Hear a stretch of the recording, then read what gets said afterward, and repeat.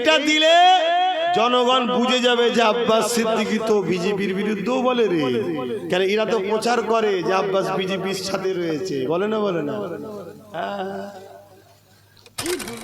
বললাম রসুল বললেন জালিম জানার পরও কেউ যদি তাকে সাপোর্ট করে তার ইসলাম থেকে জোরে বলুন বেরিয়ে যাবে, খারিজ। মিশকাত শরীফের হাদিস।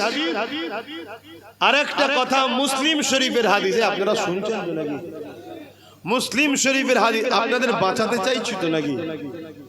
দুনিয়াতেও যাতে ইজ্জতের সঙ্গে বাঁচেন, তাই আমার ছোট ভাইটাকে আপনাদের জন্য রাস্তায় নামিয়ে দিয়েছি। নাই সেও তো আমাদের মতো এসে জলসা করতে পারত। কি আজকে দিন রাত তাকে রাস্তায় হাজারো সমস্যার সম্মুখীন হতে হচ্ছে। কেন না বলবো? আপনাদের জন্য। খুব মন দিয়ে শোনেন। আর আখেরাতে বাঁচতে গেলে বাপ ঈমান লাগবে, ঈমান। আল্লাহ নবী বললেন ৭৩টা দল হবে আমার উম্মতের মধ্যে, ৭২টা দল জাহান্নামে যাবে। ৭২ দলে নামাজ থাকবে না থাকবে না, রোজা থাকবে না থাকবে না, তারপরেও জাহান্নামে যাবে না যাবে না। কেন? ঈমান না থাকার দরুন জাহান্নামে চলে যাবে। আল্লাহ নবী বলছেন, আল্লাহ নবী বললেন, ভাই শুনছেন তো? দেখেন তাহলে বলবো না, নবীর হাদিস বলবো, শুনবেন না বিয়াদবি হবে। আল্লাহ রসুল বলছেন, মুসলিম শরীফের হাদিস। কোথাকার হাদিস? মুসলিম শরীফের। এখানে অনেক আলেম ওলামা মুফতি মৌলানা আছে, ভুল বললে হুজুরকে ডাইরেক্ট শিখিয়ে দেবেন। নবীর হাদিস বলছি, কিন্তু চলে যাবার পরে যেন বলবেন না হুজুর ভুল বলেছে, এটা খারাপ জিনিস। আমি মানুষ, আমি ছাত্র, ভুল হলে শিখিয়ে দেব, আমি সত্যটা জেনে নেব। মুসলিম শরীফের হাদিস। আল্লাহ নবী বললেন, অন্যায় দেখলে হাত দিয়ে রুকে দাও। আছে না নাই? উলামা ভাইরা বলেন আছে তো নাকি? শুনছো যুবকরা? কার কথা বলছি? রাসূলুল্লাহর। এই হাদিস অস্বীকার করলে ঈমান থাকে? এই হাদিস কবজ্ঞ অস্বীকার করলে ঈমান থাকে? আল্লাহ নবী বলছেন, অন্যায় দেখলে হাত দিয়ে রুকে দাও। যদি হাত দিয়ে রুখতে না পারো, মুখ দিয়ে অন্যায়ের প্রতিবাদ করো। যদি অন্যায়ের প্রতিবাদ করারও ক্ষমতা তোমার না থাকে, অন্তর থেকে ঘৃণা করে দূরে সরে যাও। অর্থাৎ অন্যায় দেখলে তিনটে বৈশিষ্ট্যের মধ্যে একটা বৈশিষ্ট্য নমুনা যেন তোমার মধ্যে থাকে। যদি থাকে তাহলে ঈমান আছে, যদি না থাকে ঈমান নাই। নাম্বার 1, অন্যায় দেখেছে হাত দিয়ে রোখো। হাত দিয়ে রুখতে পারে না, মুখ দিয়ে প্রতিবাদ করো।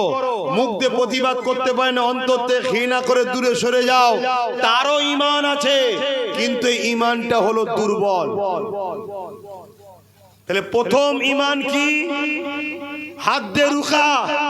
যদি হাতে রুখতে না পারো, মুখ দিয়ে প্রতিবাদ। যদি মুখ দিয়ে প্রতিবাদ করতে না পারো, অন্তর থেকে ঘৃণা করো। তাহলে অন্যায় দেখে এই তিনটের মধ্যে কোনোটা যদি না থাকে, তার মধ্যে ঈমান, জোরে বলো, নেই। অর্থাৎ অন্যায় দেখেছে কেউ, হাত দিয়ে রুখেছে, সে এ ক্যাটাগরির ঈমানদার। হাত দিয়ে রুখতে পারে না, মুখ দিয়ে প্রতিবাদ করেছে, দ্বিতীয় স্তরের ঈমানদার। যদি মুখ দিয়ে প্রতিবাদ করতে নাও পারে, অন্তর থেকে ঘৃণা করে দূরে সরে গেছে, তারও ঈমান আছে, কিন্তু সে দুর্বল ঈমান। আমার মা বোনগুলো শুনছে তো নাকি? মন দিয়ে শোনো আম্মা বোনেরা, বাপ ভাইরা, বাঁচাতে চাইছি। আল্লাহ ছাড়া আমাদের কেউ নেই, এটা জেহেনের মধ্যে ঢুকিয়ে নাও। আর আল্লাহ যদি আমাদের হয়, বদরে ৩১৩ জন তো লাভ বিজয় আমরাই করেছি। জোরে বলুন সুবহানাল্লাহ। খুব মন দিয়ে শুনছো তো? এবারে চলে আসো, মসজিদ, মাদ্রাসা, কবরস্থান, ঈদগাহ, খানকাকে কেউ যদি দখল করে ভেঙে দিতে চায়, এটা ন্যায় না অন্যায়?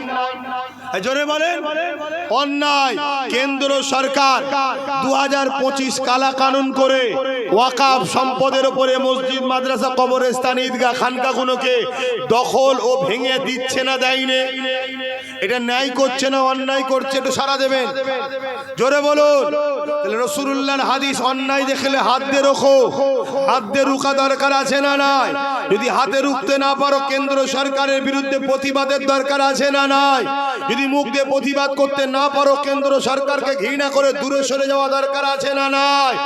তা না করে কোনো মুসলমান যদি কেন্দ্র সরকারকে ভোট দেয় তার ঈমান থাকবে? এটা আমি প্রথম বলেছি, এটাকে দেয়নি, কেটে দিয়েছে। শুনছেন? এটাকে দেয়নি, কেটে দিয়েছে। কেন এইটা দিলে জনগণ বুঝে যাবে যে আব্বাস সিদ্দিকী তো বিজেপির বিরুদ্ধেও বলে রে। কেন এরা তো প্রচার করে যে আব্বাস বিজেপির সাথে রয়েছে, বলে না? বলে না? কি দুনিয়া এসে গেল। মন দিয়ে শোনে, এটাকে কেটে দিয়েছে, এটা দেয়নি। তারপরে আমি দ্বিতীয় কি বলেছি, আমরা পশ্চিম বাংলার মুসলমান কেন্দ্র সরকারের বিরুদ্ধে আন্দোলন করব। রাজ্য সরকার বলবে দিল্লি গিয়ে আন্দোলন করো।